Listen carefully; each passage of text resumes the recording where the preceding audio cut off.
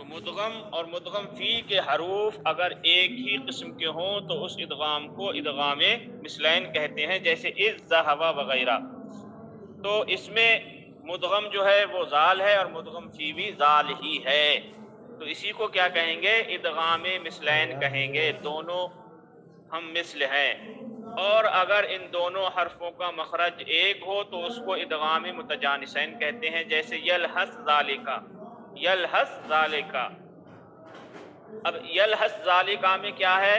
سا کا ذال میں ادغام ہو رہا ہے، تو سا جو ہے وہ مدغم ہے اور ذال جو ہے وہ مدغم فی ہے۔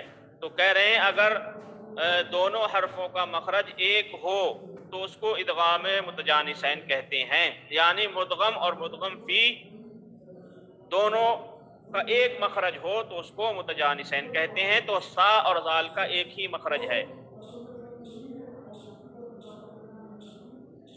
وغیرہ۔ اور اگر دونوں حرفوں کا مخرج قریب قریب ہو تو اس کو ادغام متقاربین کہتے ہیں، یعنی مدغم اور مدغم فی دونوں قریب المخرج کے ہوں تو کیا ہے؟ ادغام متقاربین کہتے ہیں، جیسے الم نخلقکم کہ قاف اور کاف کا مخرج قریب قریب ہے۔ الم نخلقکم میں کیا ہے؟ چھوٹا قاف اور بڑا قاف کا مخرج جو ہے قریب قریب ہے۔ پھر ادغام کی دو قسمیں ہیں، ادغام تام اور ادغام ناقص۔ یہ جو اوپر جو ادغام کی قسمیں جو بیان کی ہیں باعتبار محل، یہ ادغام کی تین قسمیں ہیں، ادغام مثلین، ادغام متجانسین، ادغام متقاربین، باعتبار محل۔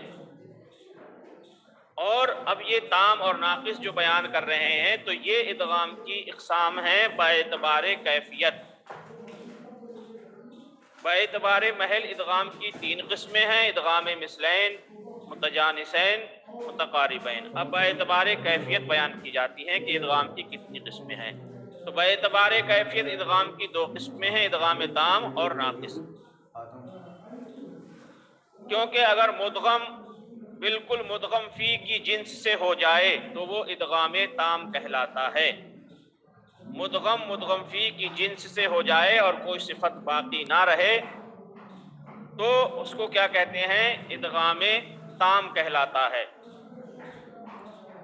جیسے قر ربی، قر ربی کے لام را سے بدل جاتا ہے اور مدغم کی کوئی صفت مدغم فی میں باقی نہیں رہتی ہے، تو مدغم کو مدغم فی کی جنس سے کیا جائے اور کوئی صفت باقی نہ رہے، جیسے قر ربی کہ لام را سے بدل رہا ہے تو اس کو کیا کہیں گے؟ ادغام تام کہیں گے۔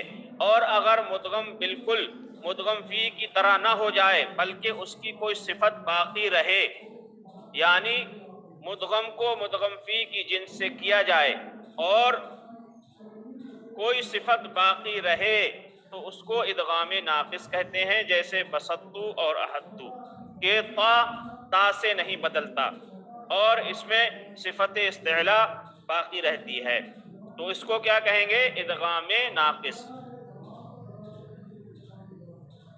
فائدہ، قرآن کریم میں جہاں ادغام ہوتا ہے ادغام تام ہوتا ہے، البتہ جبکہ نون ساکن اور تنوین کا ادغام واو اور یا میں ہو تو ادغام ناقص ہوگا۔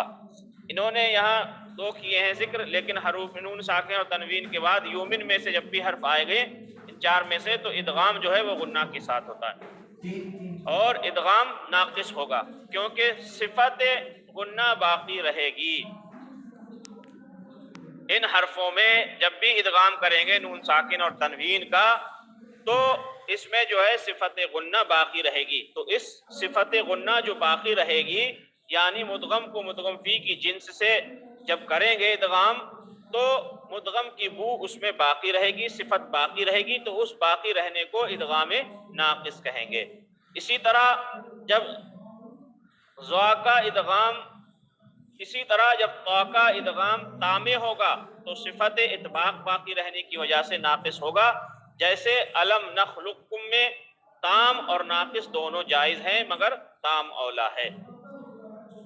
بہتر کیا ہے؟ دونوں جائز ہیں الم نخلقکم میں، لیکن بہتر جو ہے وہ تام ہے۔ اخفا، اظہار اور ادغام کی درمیانی حالت کو اخفا کہتے ہیں۔ اخفا کس کو کہتے ہیں؟ اظہار اور ادغام کی درمیانی حالت کو اخفا کہتے ہیں، یعنی نون ساکن کو چھپا کر اور میم ساکن کو ضعیف کر کے پڑھنا، جیسے من قبل۔ تو اب یہاں پہ جو نون ہے اس کو ظاہر نہیں کر رہے ہیں، اس میں اظہار نہیں کر رہے ہیں، بلکہ اس کو چھپا رہے ہیں، من قبل۔ تو کہہ رہے ہیں نون ساکن کو چھپا کر اور میم ساکن کو ضعیف کر کے پڑھنا، اس کو کیا کہیں گے؟ اخفا کہتے ہیں، جیسے من قبل اور ام بہی وغیرہ۔ اخفا کا حکم یہ ہے کہ اس کے لیے غنہ لازم ہے، یعنی جب اخفا ہوگا تو غنہ کے ساتھ اخفا ہوگا۔ اخفا کا حکم یہ ہے کہ اس کے لیے غنہ لازم ہے، یعنی جب اخفا ہوگا تو غنہ کے ساتھ ہوگا، اور غنہ کا مخرج خیشوم ہے، کیونکہ آپ نے معرف التجوید میں پڑھا ہے کہ نون ساکن اور تنوین اور میم ساکن کا اخفا یا ادغام کیا جائے اور نون میم مشدد ہوں تو ایک الف کے برابر غنہ کرنا چاہیے۔ تو اس کہہ رہے ہیں اخفا کا حکم یہ ہے کہ اس کے لیے غنہ لازم ہے، یعنی جب اخفا ہوگا تو غنہ کے ساتھ ہوگا، اور غنہ کا مخرج کیا ہے؟ خیشوم ہے، یعنی ناک کا بانسا، ناک کا بانسا ہے جس کی مقدار ایک الف کے برابر ہے۔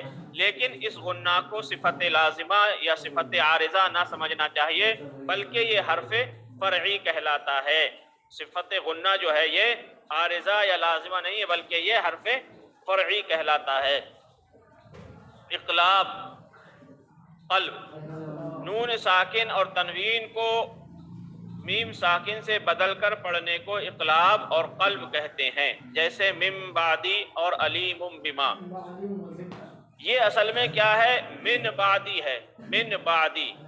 تو نون ساکن اور تنوین کے بعد اگر با آ جائے تو کیا ہو جائے گا؟ اقلاب ہو جائے گا۔ اقلاب کس کو کہتے ہیں؟ نون ساکن اور تنوین کو میم سے بدل کر پڑھنے کو اقلاب کہتے ہیں۔ تو اصل میں کیا ہے؟ من بعدی ہے، من بعدی، لیکن اب جب یہاں قاعدہ پایا جا رہا ہے اقلاب کا تو ہم کیا کریں گے؟ نون ساکن کو میم سے بدل دیں گے، تو کیا ہو جائے گا؟ من بعدی کی جگہ من بعدی، اور علیم بما کیا ہے؟ علیمن ہے، علیمن بما۔ تو قاعدہ ہے نون ساکن اور تنوین کے بعد اگر با آئے تو کیا ہوگا؟ اقلاب ہوگا، جیسے علیمن سے علیم بما وغیرہ ہما۔ اقلاب میں حقیقتاً اخفا ہوتا ہے، اس لیے اقلاب کے لیے بھی غنہ لازم ہوتا ہے۔ تو جب ہم نے یہاں پہ اقلاب کیا من بعدی تو یہ میم ساکن سے اس کو ہم نے بدلا ہے، تو اب میم ساکن کے بعد کیا آ رہا ہے؟ با آ رہا ہے، تو یہاں اخفا میم ساکن کا بھی ہوگا، میم ساکن کا اخفا بھی ہوگا، جس کو ہم اخفا شفوی بولتے ہیں۔ تو اقلاب ہوگا، اقلاب کے ہونے کے بعد چونکہ اب میم ساکن یہاں آ رہا ہے اور میم ساکن کے بعد با آ رہا ہے، یا تنوین کے بعد با آ رہا ہے، تو وہاں بھی ہم نے جو ہے تنوین کو کیا کیا؟ میم سے بدل دیا، میم ساکن سے۔ تو اب میم ساکن کے بعد با آ رہا ہے تو اس لیے یہاں اقلاب بھی ہوگا، اور اقلاب کے ساتھ ساتھ اخفا شفوی بھی ہوگا۔ تو کہہ رہے ہیں اقلاب میں حقیقتاً اخفا ہوتا ہے، اس لیے اقلاب کے لیے بھی غنہ لازم ہے۔ تو اس لیے یہاں پر جب اقلاب کریں گے تو اخفا شفوی ہوگا، اور جب اخفا ہوگا تو پھر اس میں غنہ ہوگا، من بعدی یا علیم بما وغیرہ۔